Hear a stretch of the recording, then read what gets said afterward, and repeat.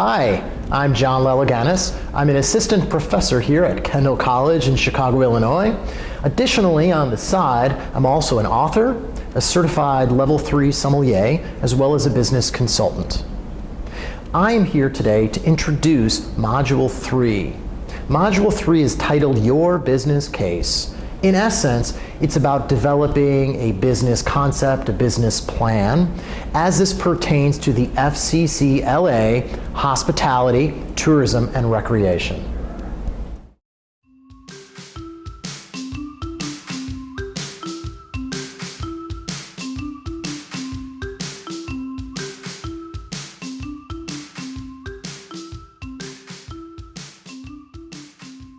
All right, we're going to start out talking about the first and primary element of the business concept. That is the products.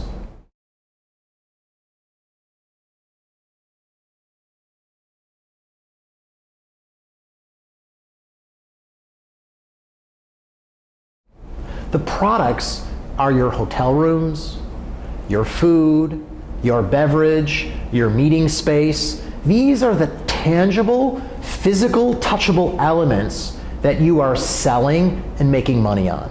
They're the driver of revenue, the source of revenue, and the reason why you're in business.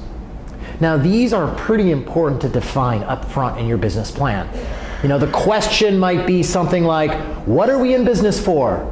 Well, to sell rooms, to give food to people, to sell drinks, to provide space. These are important to define because all of the other elements of your business concept are going to be surrounded by this idea. They're going to be cultivated from this source of what we're in business for.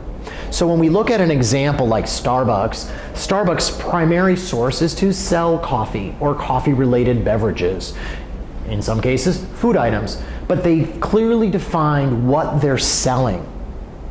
Now we're going to talk about the second element of the business concept. And the second element is dealing with the mission and values of the organization.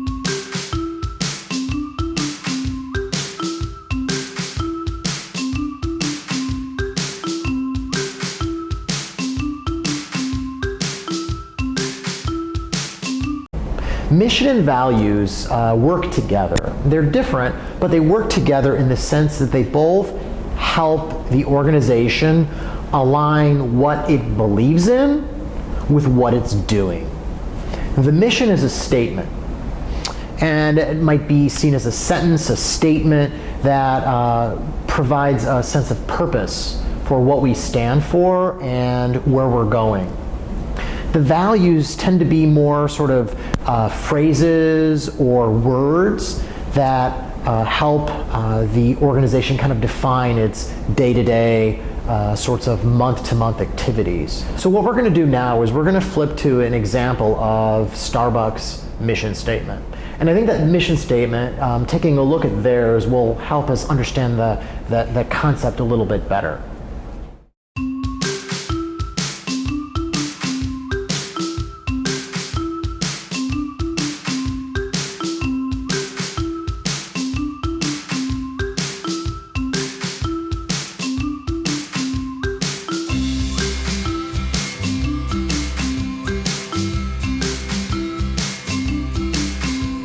Now, if we look at this statement as an example, it really defines them. It works to drive what they do from day to day, month to month, year to year. That mission statement is something that separates them from their competitor. They also talk about the value of their coffee. Obviously, this is their main product, so their coffee has to be and will always be about quality. Then they talk about their customers. And obviously, the customers are the people that pay for the products, pay for the services that we deliver. So their customers are a priority and a value to them. Their stores, so if you want to get a Starbucks coffee, most people will go to the stores. They may go through the drive-thru, they may sit in and have a drink, they may walk in, buy a coffee and take it out, but their stores have to be about enjoyment at the speed of life, sometimes slow, sometimes fast. The next value that Starbucks talks about is their neighborhood. They strategically locate themselves in neighborhoods that are going to have ample amounts of their target customers. You know, the neighborhood is all about the bringing together their partners, their customers, and community to contribute to the core essence of their business. Lastly, their other value is their shareholders. You know, Starbucks is in business to make money. And really, that's any for-profit business. It's in their title. It's for profit. So we have to understand that shareholders are the owners of the company. And those owners ultimately at some point want to have financial value. So that certainly is a value to their company. Of course, it's not a necessarily number one value or number two value, but their shareholders are a critical piece to the value concept.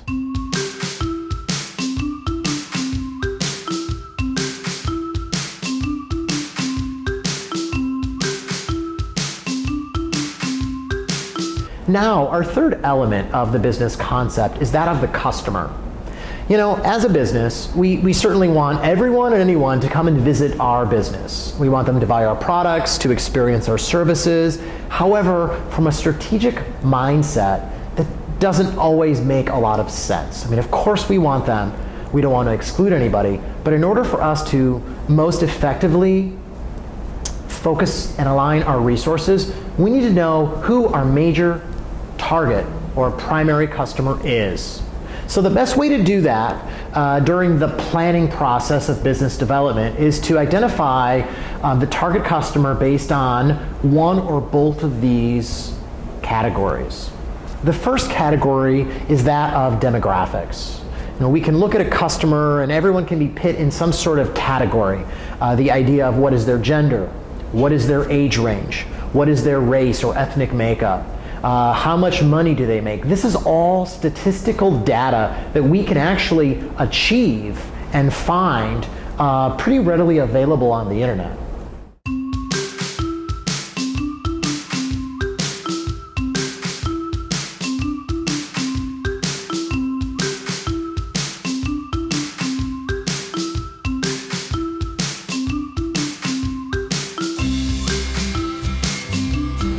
The second way to identify your target market customer is not just through demographics, but it's also through the idea of psychographics. Psychographics are an area that is going to look at the kinds of hobbies, lifestyle, sorts of personal preferences of your consumers. So, you know, versus age and occupation might be something that's more easily to obtain. When we look at psychographics, we're looking at something that is more like, what do people that we're trying to attract like to do? What kind of hobbies? How do they live? How do they entertain? Where do they go for fun, for activities? So psychographics looks at another aspect of how we can target a particular customer or clientele. So we look at a legitimate range of people who may work to support our concept. We may say gender, we may be targeting females, we may be targeting males, we may be looking at a mix, 50-50 mix, 60-40 mix. We would maybe define that. As you know, there's certain products that may be more appealing to the female or the male gender. We would look at race, perhaps a given location, employment status. Are they blue collar? Are they white collar? Are we looking at professionals? Are we looking at laborers? So there's different occupations that may be appropriately suited for the products and services that we're selling. Now, following down on the bottom of the slide, you see the category that says psychographics. And these are those ways that are not as easily to obtain information on, but understanding that your target market has some personality attributes that you may be able to define, values that they share, attitudes they have, interests of what they like to do in their spare time, and lifestyle. Maybe that's lifestyle choices. And all of these variables of psychographics can really align together to form the picture, if you will, of the target customer you're trying to achieve.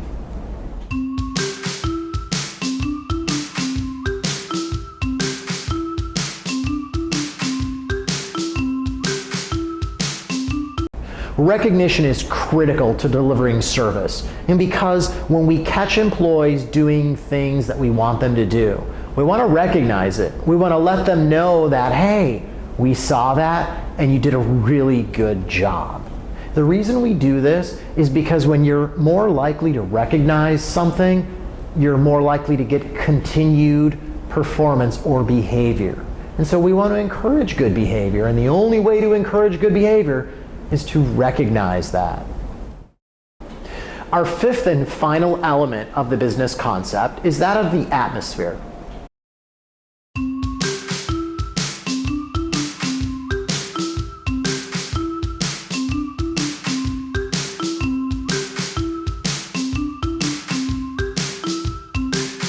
The atmosphere or ambiance is a way for us to create the physical surroundings and to communicate a sort of feel to our target customer. So the ambiance can be created through the use of the way we arrange seating, the types of paint color, flooring, the materials that we use to build the physical elements of our business concept. So for example, if you were to walk into a Starbucks, it clearly looks very different than, say, walking into a Dunkin' Donuts. There's a different look and feel. Both are good, but both have created an atmosphere and an ambiance that speaks to their target customer. Most Dunkin' Donuts you walk into, they're not intended to be designed in a way that encourages you to sit down, open a book, turn on your computer, do some work. But Starbucks, on the other hand, has different kinds of seating, lighting, access to internet. All of those variables are designed in a way to convey a sense of, hey, you, our customer, we want you to stay, and we encourage you to do that. If I walk into a Dunkin' Donuts, I'm encouraged to make my purchase, sit, eat, take it out, and go. Both are good, but both are different. That sense of ambiance, that atmosphere is created in a way that communicates what we want to communicate to our target audience.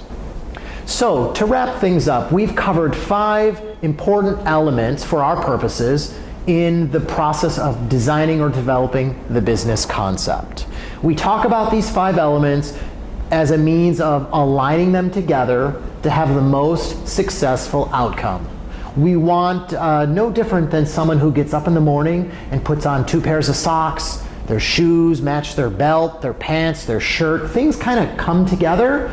Well, the business concept should come together as well. And I hope I've illustrated that through our examples. I highly recommend that you consider Starbucks as a really good example for us to see the integration of all of the concepts together.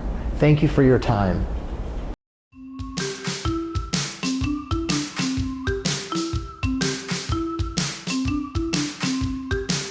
For more information about Kendall College or our TASTE program, please check out kendall.edu.